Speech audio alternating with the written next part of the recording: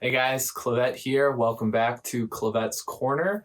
Last week we focused on the drums for my new single out on Deep Root Records called Never Stop. This week I want to focus in on the low end of the song. That's right, we're going to be looking at the kick and the bass.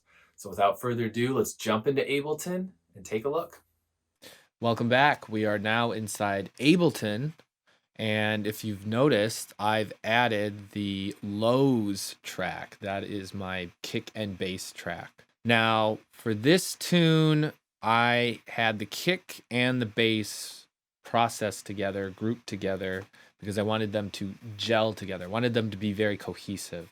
Now, sometimes the kick is part of my drum track. It really just depends. I try to be very technical about it, but it really comes down to how I'm feeling about the track, what I think it needs. For this, I felt that because the bass has a layer that's very wide, I wanted to make sure that that gelled with the kick really well so that neither was overpowering. So it's really only a few tracks, so this won't take very long. But you have my big kick, the main kick drum you hear throughout the track. And then I have this smaller, tighter one that's really just kind of filtered. It might be a different sound altogether, and it's really just kind of playing with the kick.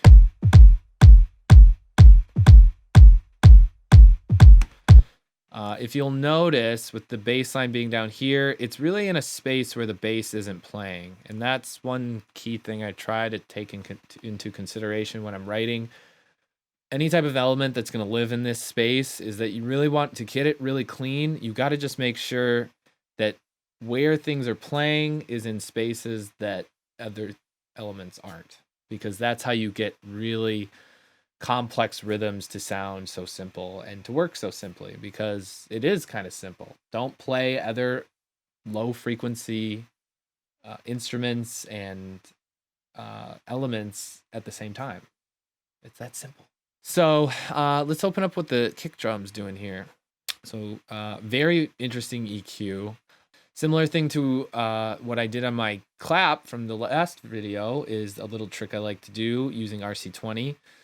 Then a little more volume shaping with the Transient Designer, just pulling down some of the sustain, as you can see. And last but not least, the Mag EQ again, pushing a little 160, pushing a little 40, taking out a little bit of sub because I felt it was a little boomy. Taking out a little 650 again to get rid of some of that muddiness that I'm hearing. Taking out a lot of mid-range, upper mid-range in 2.5 and above. And then nothing else. Sometimes I'll hit the air, but I felt like my previous EQ moves were helping. Now, another reason why I have two different EQs here doing two different things is because this Mag EQ is an emulation. It's going to give it a little more color. That's why I like it. That's why I'll typically use a kind of a clean EQ to get the sound roughly where I want to, and then use something with color to really push it over the edge. Nothing really going on down here. Before I bounced these down to stems, there was probably just some filtering going on and maybe a little compression, not much else. All right, now the bass. This is the fun part. This was a really cool bass to make because I wanted something that was kind of emulating that kind of 90s piano house sound. So a lot of like FM organ sounds. M1 was kind of something I was trying to go for, but I didn't want to be so on the nose and use just the classic M1 sound. So through trial and error, I was able to find this. And that was, I think I got that. That's a Nexus preset. It's either there or somewhere in the DX family. And in here, I'm just doing a little bit of EQ and then the sub.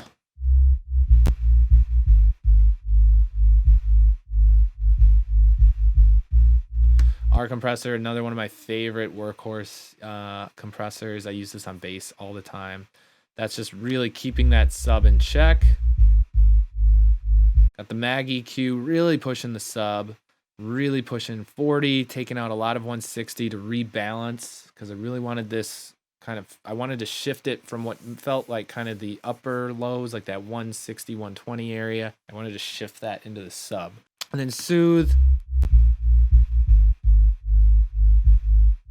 Just keeping some of those notes in check. On the overall bus, there's quite a bit going on here as well. So Pro MB, this is doing a little more evening. RC20 in here again with my similar move, just leaving the sub untouched. A little more EQ around 160. And then it went for a little more color, it looks like. Just push that 160 a little more. One final compressor. I think I just wanted to use this.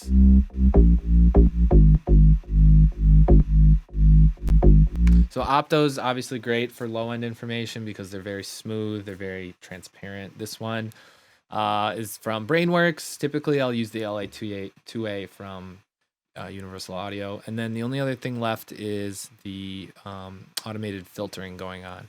Now, altogether, that sounds like this.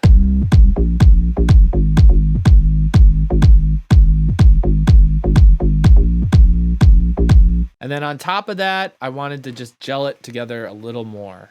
And so this is gonna look a little bit similar to my drum bus. Got the NLS summing channel in here, a little more EQ, a little less boomy sub, and a little less 220 UAD. Just kissing it, not even doing a dB. More mag EQ. I really love this plugin, and this might have been overkill, but it was getting me the sound I wanted. Followed by Decapitator.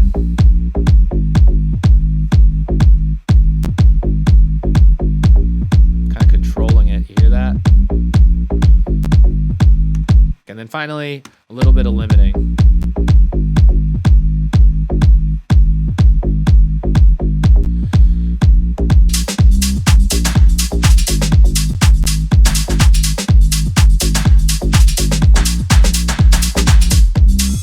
And that's all she wrote for the bass and kick. So I hope you guys learned something. Please like and comment and follow along. I've got more of these videos coming. Let me know if you learned something. Let me know if there's something you find interesting about my workflow. I'd love to hear from you. So for Clavette's Corner, I'm Clavette, and we will see you next week. Ciao.